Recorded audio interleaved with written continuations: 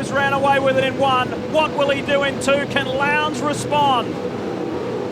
Great start, Ambrose. He launches it, he flies. And look for the second place Lowndes defence from Murphy because Murphy flew from the grid. Great start for the Super Cheap pilot. Ambrose gets away so well in that Pertec entry, doesn't he? And I think Todd Kelly made a good start as well. They fight down into turn 2. Single file, but further back, they're fighting for positions. Look at this. Ellery pushing his way through. It's that mid-pack that you've got to focus on in the middle of turn 2. There's just no room there and a pile of cars trying to negotiate it. Looked like John Bowe got a pretty nifty start in the Team BOC Falcon. He's up to about 8th or 9th. Through comes his teammate as well, Brad Jones, forcing his way. The nagging misfire that's playing car number 3 there, the Jason Richards Dodo Racing Holden, was still driving them crazy in the first race, and between races they've been working frantically trying to deal with it. And I understand that Steve Ellery has copped a black flag, or will get a black flag, and he'll have to take a drive through for jumping the start. The Brytech boys, Steve Owen, Matthew White and the Fujitsu Fords, they're fighting it out further back in the field. Good start too, Stephen Johnson and the West Point Ford. Strong starters, they sort themselves out.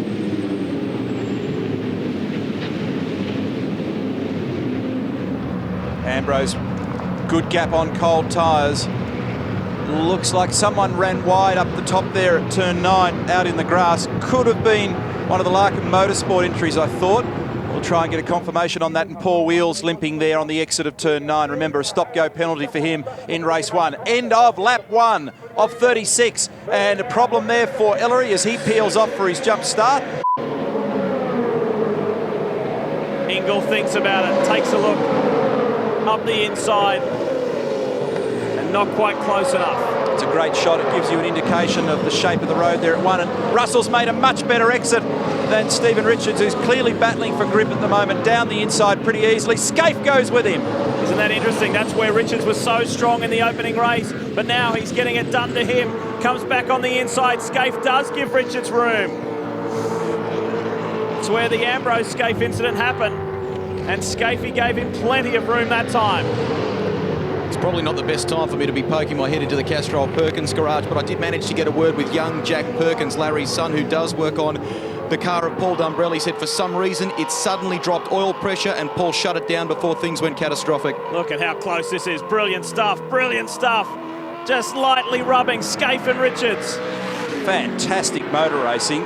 It just does not get any closer or better than that. And that's respect. That's respectful racing. And very skillful racing. John Bowe's going good. But obviously when that right rear, I think Darryl said, snagged, that made it hard. And look at this, the two of them absolutely nose to tail. And Marcus leans on him in the second corner. Lowndes with rears, fresh rears.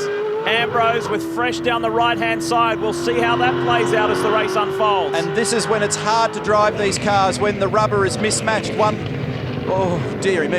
side or one end of the car's got cold tyres and the other end's got warm. Very hard to drive them in those circumstances. Great scrap between these two guys. And Lowndes, right from the get-go in this one, has shown to be so much more aggressive than he was in the first.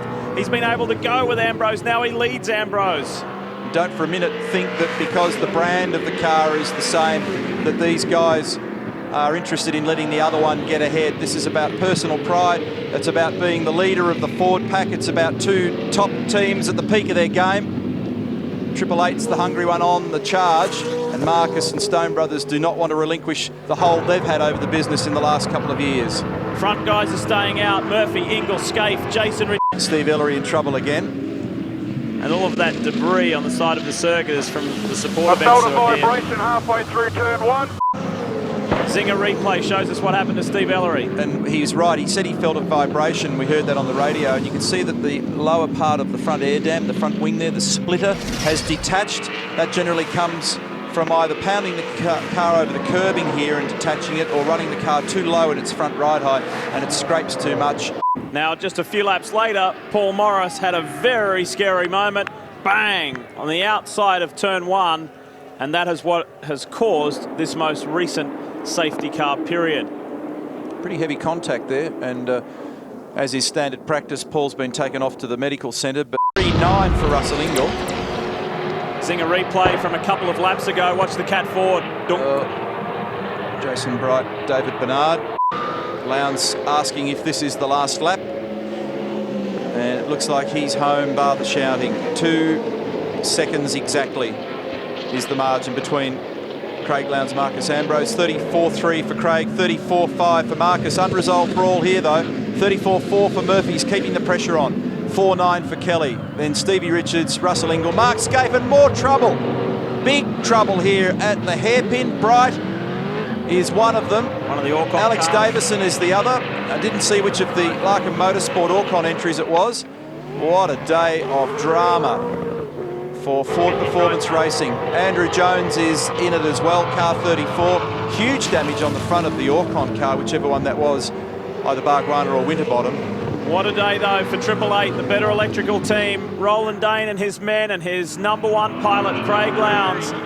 We said a few moments ago, it's been 2 years. Phillip Island, 2003, the last time Lowndes stood on top. And with half a lap to go, they're locked on 189 points apiece for the round, and the winner of the second of the 2 races will win the round. So that should go to Craig Lowndes with only 3 more corners standing in his way from that outcome. It's going to be difficult for Greg Murphy to snatch second away here from Marcus Ambrose, but he won't give up. But it's all about this guy today. 3 consecutive poles, Pukekohe, Barbagallo, and here at Eastern Creek. And now Craig Lowndes has his first race and round win in 2 years. Murphy still wants to grab second. It'll be tough, but it is Craig Lowndes Day. Eastern Creek is his, and Lowndes is back.